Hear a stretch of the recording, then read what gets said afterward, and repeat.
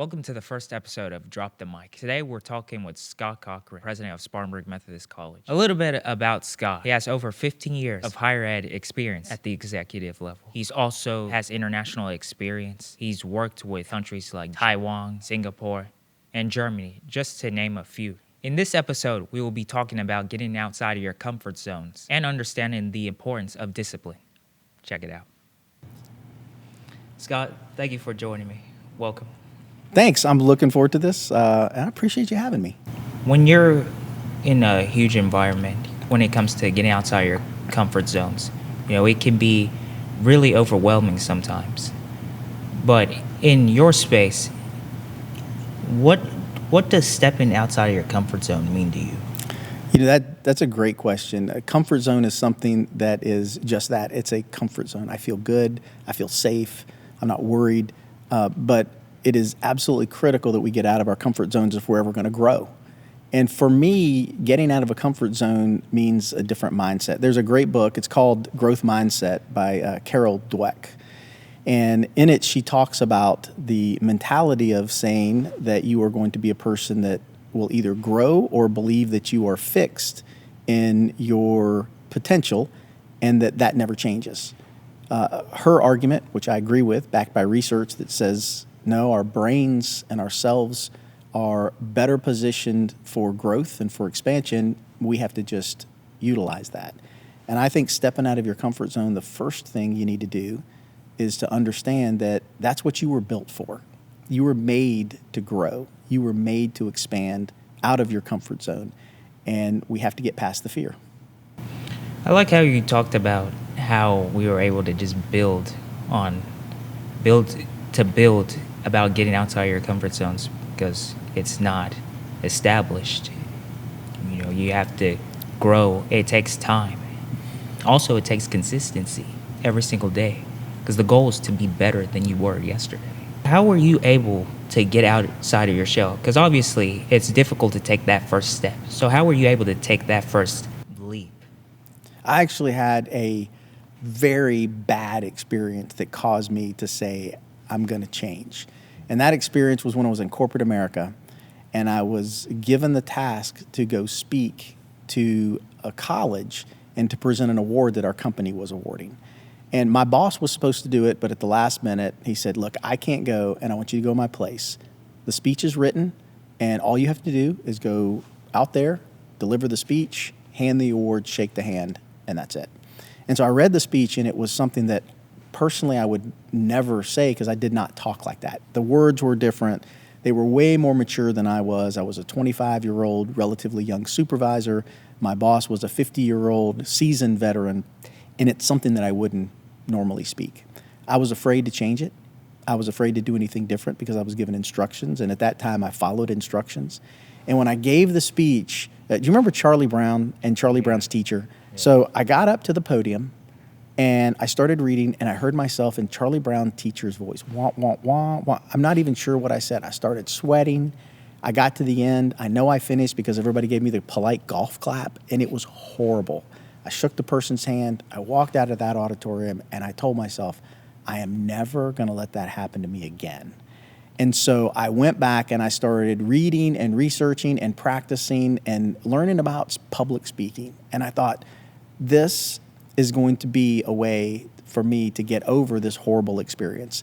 And I realized that, stepping out of your comfort zone is about practice. And you said that earlier. It's about repetition. It's about doing things over and over again. So that moment was a moment that caused me to step out of my comfort zone, get into more speaking opportunities, and to practice and to get better every day. And every time I got a little bit better. I wasn't as horrible as the last time. I wasn't great by any stretch, but it wasn't as horrible. And over time, slowly but surely, I got more comfortable with it. And that's what the definition of getting out of the comfort zone, right? You have to get more comfortable somewhere else. And so that was the big defining moment for me. A speech gone horribly wrong that I did a terrible job at. And I embarrassed myself. I probably embarrassed the company at the time. But in the end, everybody was okay. The student got their award, and I moved on and got better because of it. That's great. It's great that you were able to get outside your comfort zones because that's just the epitome of just getting knocked down and then get back up. Moving on to my next question, you were able to get outside your comfort zones. You were able to practice. So then whatever it is you pursue, you bring it to fruition. What are some tactics that help you to become comfortable with the uncomfortable on a daily basis? That's really hard. So getting comfortable with being uncomfortable is a mentality. And you have to not worry so much about what others think of you. And that's hard in this world. But you have to do it for the right reasons. You can not care what anybody thinks of you and be outrageous. That's not what we're talking about here. We're talking about not worrying that you're going to make a misstep, not worrying that you're going to miss a word or speak the wrong tone or do something that you know you can improve on. And the thing for me was the practice part. You know, I learned a long time ago, I was told one time, it was an impactful speech that I heard someone make. And the person said, if I give you a violin and sheet music, you're not a violinist. If I give you a book on music, you're not a musician. The only way you become a musician is by starting that first note and actually playing that instrument over and over again. And we all know how painful it is when you start to play an instrument. We start with baby steps, single notes. If you're playing a violin, my daughter started on the violin when she was a little girl, and it was the screech as she played the string with the bow. It was the terrible missed notes, but over time, over practice, over repetition, she got better and better and better. And that's like anything, whether it's math in a classroom, whether it's marketing, whether it's a business venture, you have to take those repetitive, iterative steps. And that's the only way. There is no shortcut. You know, a lot of people want the results that they see that you have. They want either your position, your grades, your success in business, but what they don't want is they don't want to put in the work that those successful people have done to get there. You don't become an A student by not studying. You become an A student by working very hard, studying every chance that you get, building on the learning as you go so that you become a scholar in your particular area. And that's the way life works. It's practice, and you've got to have resilience because you're going to fail. You're going to miss the notes, or you're going to make a mistake on the business side or the nonprofit side or anything that you pursue. And you have got to get comfortable with getting up and scraping your knees and dusting it off and going at it again. That was great. That was great to hear. Another thing that I would say would be instilling discipline every single day. Now, of course, discipline is not automatically instilled inside of us. We have to build that over time. When it comes to discipline, because you are able to articulate what's needed to get to the new environment, how are you able to instill that in your own personal life? Like, where did it originate from? That's really good. And you're right. Discipline is where it all happens. You know, people talk about motivation. I'm motivated to start my own business. I'm motivated to start the semester academically, or I'm motivated to do something. Motivation doesn't last. That's why you need discipline. Discipline of a schedule, discipline of I am going to do X, Y, and Z every day, every third day, or whatever, so that I can get better. If you don't have discipline, you will be washed away once the motivation leaves. And yeah, motivation's important, but the discipline to do something over and over again, even when it gets tiring, is critical.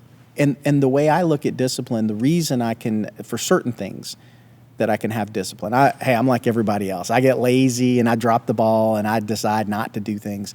But discipline on the things that matter has to focus on the outcome and the ultimate goal. So I am not disciplined because I enjoy doing the small little steps that it takes every day. I'm disciplined because I've got this goal that I keep first and foremost in my mind. I write goals down. I have a notebook. I'm very digital, incredibly digital, but I'm also very manual. I have a notebook that's about this big, and I write in it. And I write things that I read. I write my goals and my objectives, and I write how close I am to them and what I need to do in order to achieve them. And I do that on big goals and small goals. If you do not have a goal or an outcome, it's very difficult to be disciplined along the way. If you have a goal that's really important to you, that discipline comes a lot easier. That was great. And also, what I would also add on is having progress as well. You want to get better every single day. I remember looking at this clip, from the late Kobe Bryant, rest in peace. He said in order to be great, you have to practice every single day. Every single day. Because think about it. If you practice every single day from a 5 to 10 year plan, the competition can't catch you. So it's just important to just reach your goals, like just practice every single day. You want to become better than who you are yesterday. Yeah, that is spot on. Kobe was the greatest. And when the greatest says, I'm getting up before you, I'm working harder than you every single day, and they're already ahead of you, and they continue to work harder and get better, then that means discipline, hard work, and effort on the small things. No one's too good for that. No one's too accomplished for that. And if Kobe Bryant, throughout his career, was beating people to the gym, working harder than anybody, when he was already greater than them, that tells you a lot. That's very instructive. Now, not everybody wants that. Everybody might want the outcome, but not everybody wants to put in the work. And hey, if you're not going to put in the work, don't expect good results. So when it comes to going into a new environment, there are a couple of problems out there. What do you think are like the most common problems that prevents people to explore to a new environment? Yeah, I think it goes back to comfort and a fear of failure. You know, everybody has in them, and I call it the VOJ, and I can't remember where I heard this. It's not original. And it's the voice of judgment. And it's the little voice in your head that says, you're not as smart as the other people in the room. You're not as talented as the next person. And the problem is we start to listen to that. And we listen to that and get settled in our routine and say, well, it's good enough here. Because if I do step out of my comfort zone, my voice of judgment is telling me that I'm going to fail. And I don't want to lose what I have. I think that we lock on to what we have, thinking that's all there is or that's good enough, not realizing the incredible potential that is out there. Take someone that's at a level 10 with their work, and they think that a level 10 is phenomenal. Maybe I could get to an 11 or a 12. In actuality, I think most people could get to 100. I think it's tenfold. I don't think it's just an incremental leap, but I think people that get out of their comfort zone and are willing to move to the next spot have to tame their voice of judgment. If you don't tame that voice of judgment and you worry about the fear of failure, hey, I worry about failure, but I worry about it for a different reason. Don't worry about failure because what people will think of you. Worry about failure because you want to help others along the way. We rarely do things in isolation. So in my job, I impact not only students, but faculty and staff. And one of my fears is if I do a poor job in my role, that I'm going to let down all these people by not giving them the opportunities that they deserve. So that's where my fear is. My fear is not in if I don't do well, someone will judge me. I've gotten past that. But that's a function of age. You know, I'm 59 years old. It's a function of career. I've been in the business world and higher ed for 37 years. So, you know, that's not something that young people should hold themselves to. It is important, you know, you do worry about what people think about you. Maybe not so much, and focus on outcomes and focus on the impact that you're going to have on others. That makes sense, you know, because, you know, we're always attached to what people always have to say about us, but most of the time they're dealing with something too. And then, you know, that's why you shouldn't really focus on what others have to say. But also, it really comes down to these two questions when you want to take that next step. The fear of regret or the fear of discipline. You just have to just go for it, you know, because life is too short. You want to go out there and give it your all. And if you don't get what you want, at least you went out there, you gave it your all. You learned something from it. You gave everything you had to it. But if you don't do it, you carry that with you. Fear of regret. You are wise beyond your years because, yes, absolutely. The fear of regret is something that you typically experience later in life of all these things.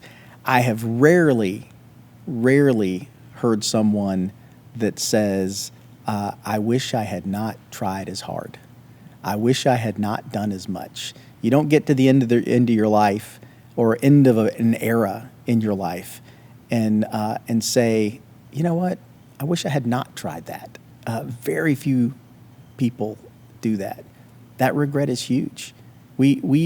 Our failures a lot of times are never realized externally, because we didn't try. And if you don't try, you can't quote unquote fail, but you actually fail in not trying. And hey, sometimes excellent failure is a lot of fun. And you learn and you grow and you move on to the next thing. And failure is an event, not a person. So if I go out and do something that quote unquote fails, that event failed. I'm not a failure as a person.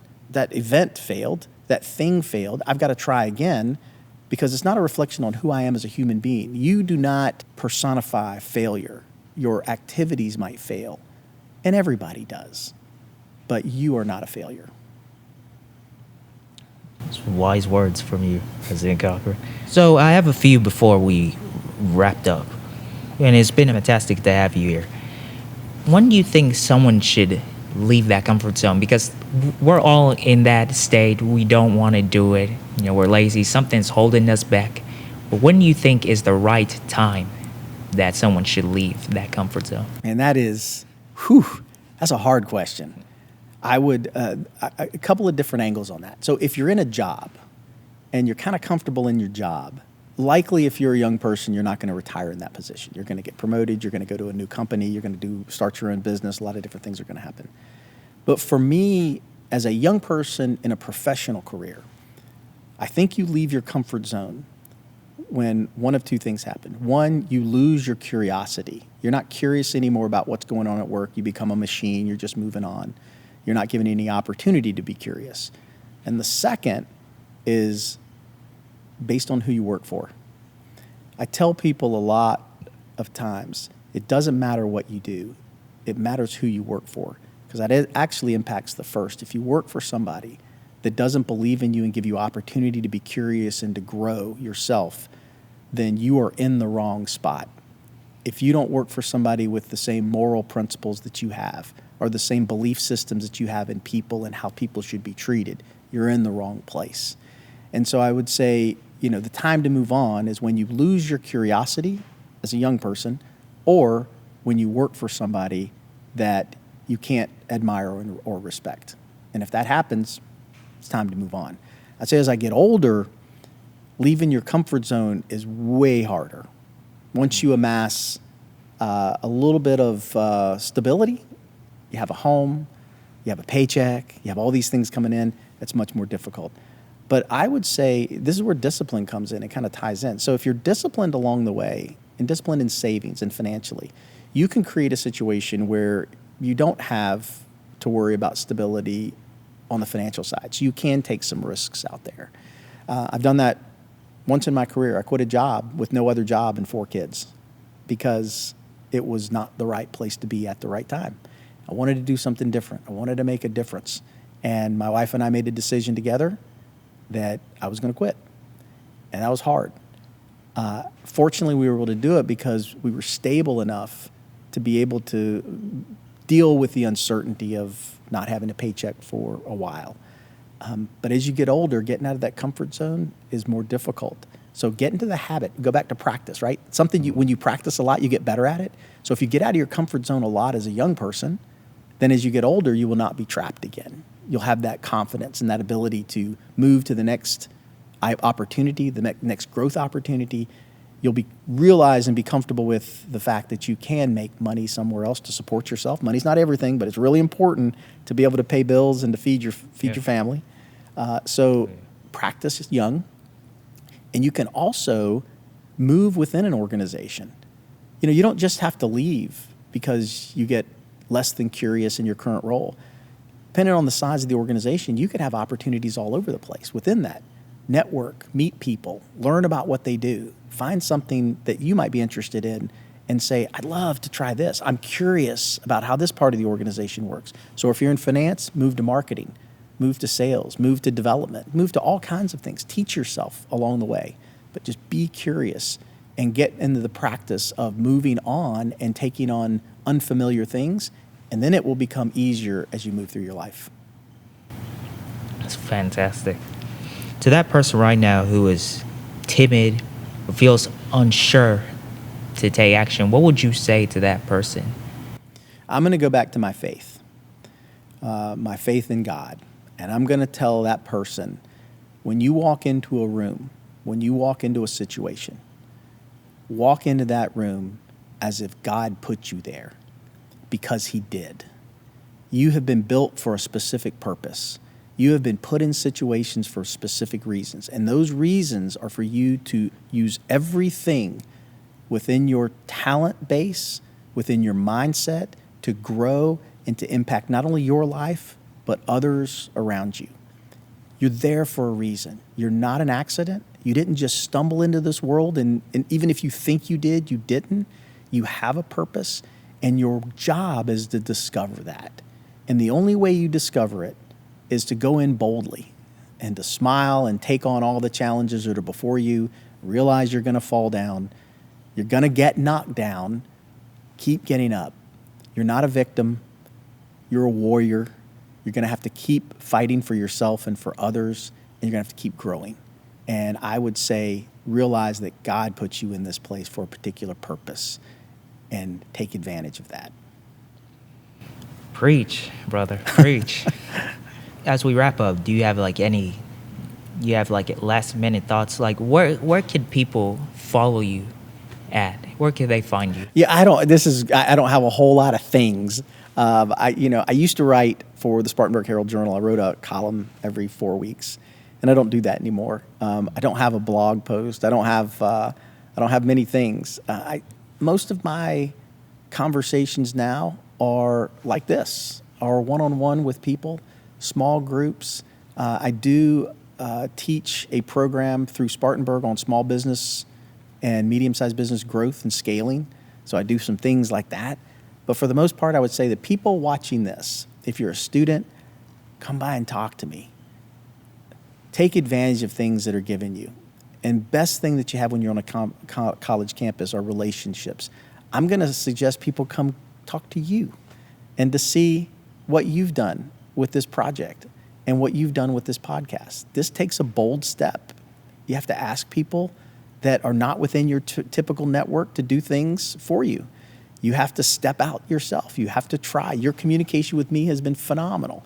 But take advantage. Stop by my office. Drop in and say, hey, can we have 5 minutes? I just want to talk. Also, I would say, do not stop at the first no or the first silence. So in life, it typically takes 7 touches to really connect with somebody. What are 7 touches? So if I call you or I email you or I see you in an environment and we talk, that's a touch. And I may say, yeah, let's get together. You may try to get together 2 or 3 times and it doesn't work. The people that most often fail are the ones that do it once and say, wow, he never responded. He never talked to me. He never answered my email. Things get lost in email. People are busy, and persistence matters. And I would say use your network right now to the best of your ability. Meet people, explore people, be persistent, appropriately persistent, and drop in and talk to people. That's where it all happens. And people want to help those that they know. And if they don't know you, they can't help you. So I would say take advantage. I'm not out there on a blog. Although you're inspiring me, this podcast, you've inspired me to maybe we should do something like this more often. Maybe you and I could do something together down the road. But reach out and stay active and don't stop at the first roadblock. There's a saying that says the brick walls are not there to keep you out. They're there to see how bad you want it. So climb over those brick walls. Outstanding. Well, thank you for coming on to my podcast. I really appreciate having you on. Ladies and gentlemen, President Cochran, I'm your host, Michael Uzor, and I will see you next time. Take care.